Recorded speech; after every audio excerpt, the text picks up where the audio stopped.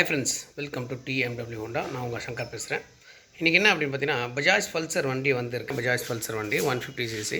But இந்த வண்டிகள் என்னன்னாக்கா நார்மலாக வந்து என்ன கேட்குறாங்க அப்படின்னா கிளச் அதிகமாக போய் அப்படின்னு கேட்குறாங்க.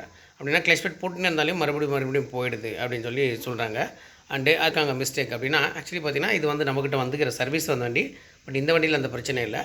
அண்டு ஒரு நண்பர் வந்து ஃபோன் பண்ணியிருந்தார் 2 நாளைக்கு முன்னே ஆக்சுவலின்னு சொல்லி என்னென்னா இது மாதிரி வந்து இந்த கிளச் பெட் போட்டிருக்கோம் சார், போட்டால் ஒரு 15 நாள் கூட வரமாட்டேங்குது, 15 நாள்லேயே வந்து கிளச் பிளேட் வந்து போயிடுது சார் அப்படின்னு சொல்லிட்டு திருப்பி நான் வந்து 2 டைம் வந்து போட்டேன் சார். நானே 2 டைம் போட்டேன். பட் ஆனாலையும் கூட அது வந்து பிரச்சனை வந்து சால்வ் ஆகலை சார், அப்படி ஆகிட்டே இருக்குது. அப்புறம் ஒரு நண்பர் சொன்னார் ஆயில் லுப்ரிகேஷன் சரியில்லை, அது வந்து கரெக்டாக பண்ணுங்க அப்படின்னு சொன்னாங்க. நான் வந்து அந்த கிளச் உள்ளெல்லாம் ஹோல்ஸ் எல்லாம் போட்டுட்டு கூட நான் ஃபிட் பண்ணேன் சார். மறுபடியும் பார்த்தீங்கன்னா அந்த ஒரு 20-25 நாள்லேயே கிளச் பிளேட் வந்து போயிடுது சார், என்ன சார் பிரச்சனை அப்படின்னு கேட்டார். அண்டு சரி அதனோட வீடியோ என்ன ஆகிடுக்கு பாருங்கன்னு அப்படின்னு சொன்னேன். அப்போ சொல்லும்போது அவங்க என்ன மிஸ்டேக் பண்ணியிருக்காங்க அப்படின்னு பார்த்தீங்கன்னாக்கா அந்த கிளச் பிளேட்டோட மிஸ்டேக்ஸ் கிடையாது, கிளச் கவரில் தான் மிஸ்டேக் வந்து பண்ணியிருக்காங்க.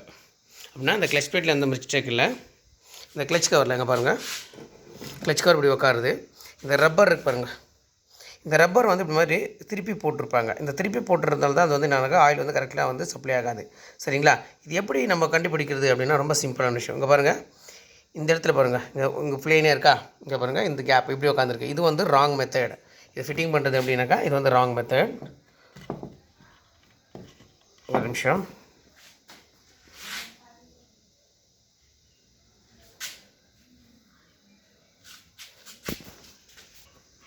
ஓகே இது பாருங்கள். அப்போ பார்த்தீங்கன்னா இந்த மாதிரி ரப்பர் வந்து உட்காந்து, ஏன்னா இந்த மாதிரியும் கூட உட்காரும் பிரச்சனை இல்லை. பட் ஆனால் இந்த ரப்பர் வந்து எப்படி கரெக்டாக உட்கார வைக்கணும்னா இந்த ரப்பர் இப்படி இருக்கு இல்லையா, இதை வந்து இப்படி திருப்பி உட்கார வைக்கணும்.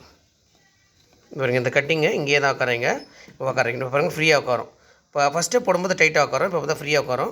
பட் இதில் ஒரு ரொம்ப முக்கியமான விஷயம்னா பாருங்கள், இந்த ரப்பர் வந்து இங்கே வந்து வெளியே வந்து உட்காரோம். இதுதான் வந்து ரொம்ப முக்கியமான விஷயம். இந்த பல்சரில் கிளச் பிளேட் அதிகரிக்க போகுது அப்படி வந்துச்சுனாக்கா கண்டிப்பாக இதே மாதிரி நீங்கள் வந்து பண்ணிங்கன்னா அந்த பிரச்சனை வந்து சால்வ் ஆகிடும். ஓகே ஃப்ரெண்ட்ஸ், நன்றி வணக்கம். நம்மளோட சேனல்ஸ் ஃபஸ்ட் டைம் யாராவது பார்க்குறீங்கன்னா சப்ஸ்கிரைப் பண்ணிக்கோங்க. நம்ம ஆல்ரெடி BS6 ட்ரைனிங்கும் வந்து கொடுத்துட்ருக்கோம். அண்டு மறக்காமல் நம்மளோட சேனல்ஸை சப்ஸ்கிரைப் பண்ணிக்கோங்க. நன்றி வணக்கம்.